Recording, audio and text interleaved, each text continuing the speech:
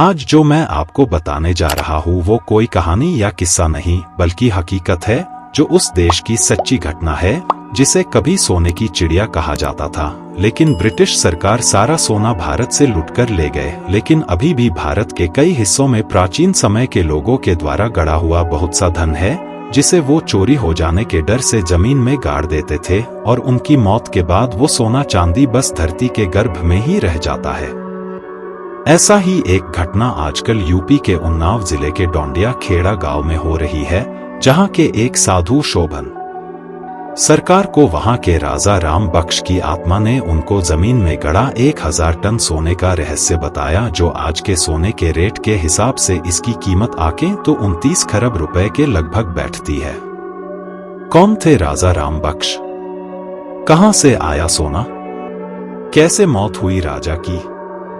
आइए इन सारे पहलुओं पर प्रकाश डाले। इतिहासकार चंद्रकांत तिवारी के अनुसार क्रांतिकारी शूरवीर राजा ने सन 1857 की क्रांति के दौरान अंग्रेजों के छक्के छुड़ा दिए थे।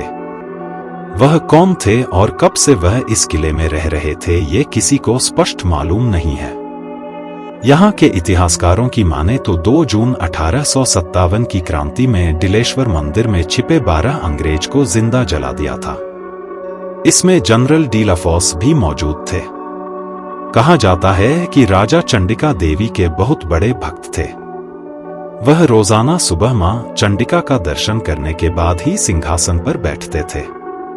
लोगों के अनुसार राजा राव राम बख्श सिंह पूजा करने के बाद अपने गले में एक गेंदे के फूल की माला जरूर पहनते थे। यही वजह है कि जब अंग्रेजों ने उनको अंग्रेजों को जिंदा जलाने की सजा के रूप में फांसी की सजा सुनाई गई और उनको फांसी पर लटकाई गई तो उन्हें कुछ नहीं हुआ। इस तरह 3 बार उनको फांसी दी गई मगर राजा को कुछ नहीं हुआ। तब राजा राव राम बख्श सिंह ने अपने गले में पड़े फूल की माला को उतार कर फेंका और गंगा से अपनी आगोश में लेने की प्रार्थना की। उसके बाद जब अंग्रेजों ने उनको फांसी पर लटकाया तब उनके प्राण शरीर से निकला था।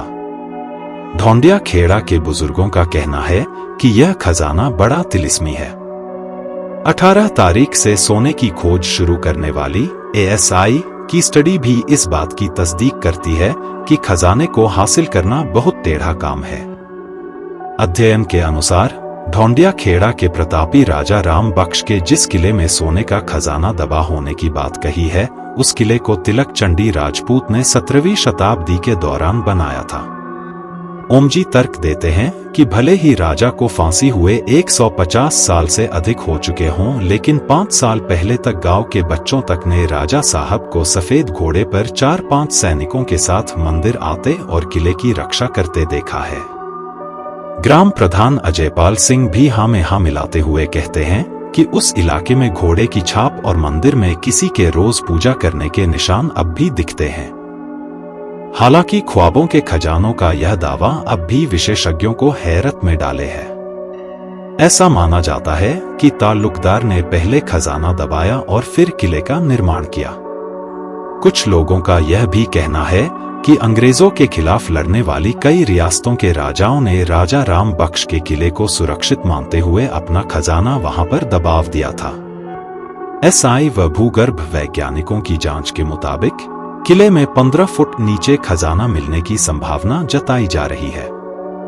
इसमें दबे सोने की कीमत करीब 3 लाख करोड़ रुपए बताई जा रही है।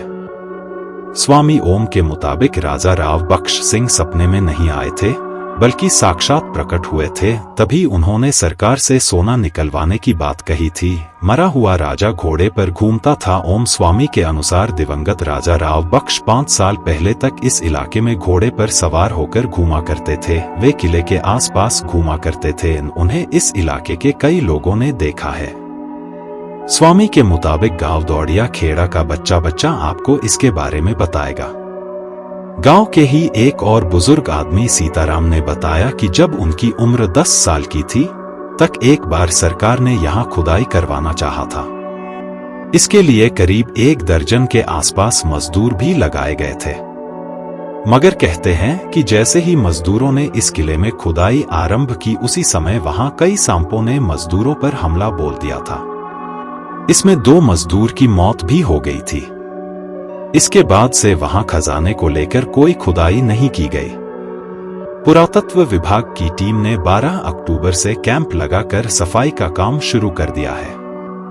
18 अक्टूबर से स्वर्ण भंडार की खुदाई का काम शुरू हो गया है। उन्नाव के पूर्वा क्षेत्र के एक ही परिवार के 4 लोग राजा के वारिस होने की बात कह रहे हैं। उन्होंने प्रशासन से स्वर्ण भंडार में अपना हक लेने की बात कही है। साथ ही राजा के किले में कुछ जमीन पर अपना घर बनवाने की बात कही है। यह कहानी यहीं समाप्त होती है।